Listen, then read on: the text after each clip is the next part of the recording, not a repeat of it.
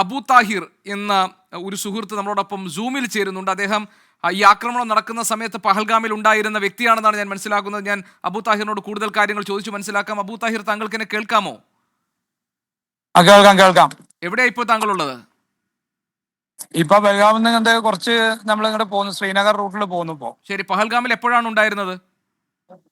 ആ സമയത്ത് അവിടെ ഉണ്ടായിരുന്നു. ഞങ്ങൾ അവിടെ രാവിലെ ഫാമിലി ആയിട്ട് മറ്റേ ഹോഴ്സ് റൈഡിങ്ങിന് വേണ്ടി ബൽഗാമിൽ എത്തിയായിരുന്നു അവിടെ. ആ, അല്ല, ഈ ഭീകരാക്രമണം സമയത്ത് താങ്കൾ അവിടെ ഉണ്ടായിരുന്നു? ആ സമയത്ത് ഉണ്ട്, അവിടെ സ്പോട്ടിൽ അവിടെ ഉണ്ടായിരുന്നു. അവിടുന്ന് നമ്മള് ഈ ഹോഴ്സ് റൈഡിങ് കഴിഞ്ഞ് തിരിച്ച് ഇറങ്ങി ഫുഡ് കഴിച്ച് ഇറങ്ങിയ സമയത്തായിരുന്നു ഈ ആക്രമണം അവിടെ ഉണ്ടായത്. താങ്കൾ ഇന്ന് എന്തെങ്കിലും കണ്ടോ, എന്തെങ്കിലും കേട്ടോ?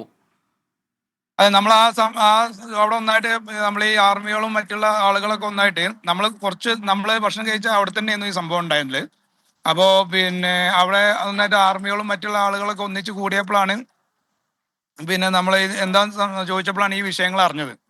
ഈ അബു താഹിർ, താങ്കൾ അവിടെ ഉണ്ടായിരുന്ന സമയത്ത് മലയാളികൾ ധാരാളം ഉണ്ടായിരുന്നോ? കേരളത്തിൽ നിന്നുള്ളവരുണ്ടായിരുന്നോ?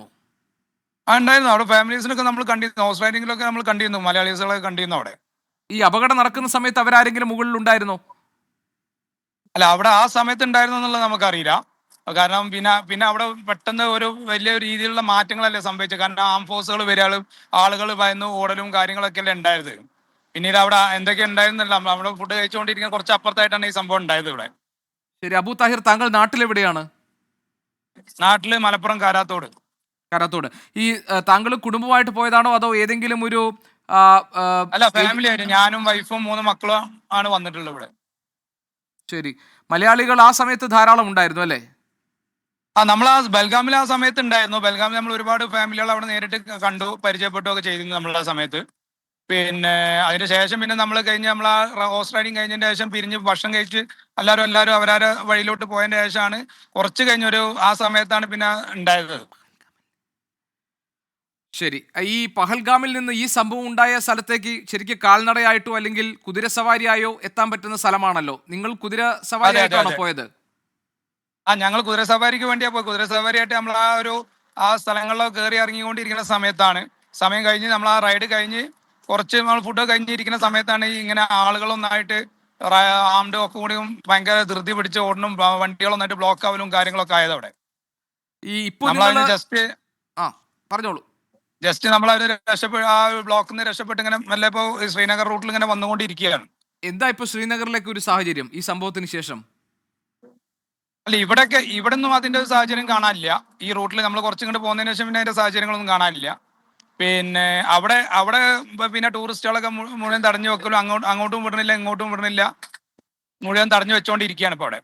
ഈ അബു താഹിർ, താങ്കൾ അവിടെ ഉണ്ടായിരുന്നത് കൊണ്ട് ചോദിക്കുകയാണ്, അവിടെ ഈ വിദേശ വിനോദസഞ്ചാരികൾ ധാരാളം ഉണ്ടായിരുന്നു ആ സമയത്ത്? ഉണ്ടായിരുന്നു ഉണ്ടായിരുന്നു. ആ, ഓക്കെ. നല്ല ഈ റഷുള്ള സമയം, ബൽഗാമിൽ നല്ല റഷുള്ള സമയമാണ്. എല്ലാ ഭാഗത്തുനിന്നും നാനാ ഭാഗത്തുനിന്നും ആളുകൾ അവിടെ ഉണ്ടായിട്ടുണ്ട്. ഇപ്പോ താങ്കൾ നിൽക്കുന്ന സമയത്ത് സൈന്യത്തിന്റെ പ്രത്യേക പരിശോധനകളോ എന്തെങ്കിലും നടക്കുന്നുണ്ടോ ഈ ശ്രീനഗറിൽ? അവിടെ അല്ല, ശ്രീനഗറിലില്ല, ഈ റൂട്ടിലില്ല. ആ ഒരു ഏരിയയില് അവിടെ മൊത്തം ബ്ലോക്ക് ചെയ്തിട്ടാണ്, അവിടെ മൊത്തം ബ്ലോക്ക് ചെയ്ത് അവിടെ ചെക്കിങ് നടന്നുകൊണ്ടിരിക്കുകയാണ്. അവിടുന്ന് മുഴുവൻ ആളുകളെയും അപ്പോൾ സൈന്യം എത്തി ഒഴിപ്പിക്കുകയായിരുന്നോ ചെയ്തത്? അതെ അതെ അതെ അതെ. എല്ലാവരെയും പരിശോധിച്ച ശേഷമാണോ അവിടുന്ന് മാറ്റുന്നത്? പരിശോധിക്കുന്നു, വണ്ടികളൊക്കെ പരിശോധിച്ചിട്ടാണ് വിടുന്നത്. പിന്നെ മറ്റേ ആളുകളെ സെപ്പറേറ്റ് പരിശോധിക്കാൻ നമ്മൾ കണ്ടില്ല. നമ്മളെ വണ്ടികളൊക്കെ പരിശോധിച്ചതിന് ഇതിന് ശേഷമാണ് വിട്ടയച്ചത്. അല്ല, നിങ്ങളുടെ ഐഡന്റിറ്റി കാർഡുകൾ ചോദിക്കുക, അല്ലെങ്കിൽ എന്താണെന്നുള്ള കൂടുതൽ കാര്യങ്ങൾ അന്വേഷിക്കുക, അങ്ങനെയുള്ള കാര്യങ്ങളുണ്ടോ? അതായത് എന്തിനാണ് വന്നതെന്നുള്ളതും എന്തേന്ന് ഇവിടെ എന്നുള്ളതും എവിടുന്നാ വരുന്നെന്നുള്ള കാര്യങ്ങളൊക്കെ അന്വേഷിക്കുന്നുണ്ട്. ശരി, താങ്കൾക്ക് തിരിച്ച് നാട്ടിലേക്ക് വരേണ്ടത് എന്നാണ് ഇനി? ഞാൻ 25-ാം തീയതി തിരിച്ചു വരാമെന്നാണ് വിചാരിക്കുന്നത്. ഓക്കെ.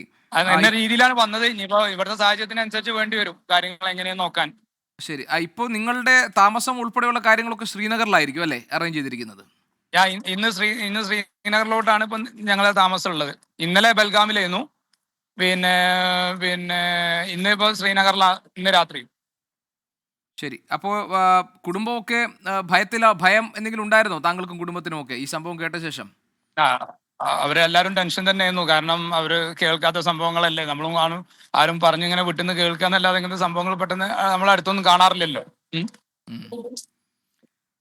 പിന്നെ ഇപ്പൊ ഭക്ഷണമൊക്കെ കിട്ടി, വേറെ പ്രശ്നങ്ങളൊന്നും ഇല്ലല്ലോ അല്ലേ? ഇല്ല, ഭക്ഷണം കഴിക്കാൻ പോണേ ഉള്ളൂ. നമ്മൾ ആ ഒരു ഇതിന്ന് ഇങ്ങനെ മാറി ഇങ്ങോട്ട് കുറച്ചിട്ട് പോന്നിട്ടേ ഉള്ളൂ.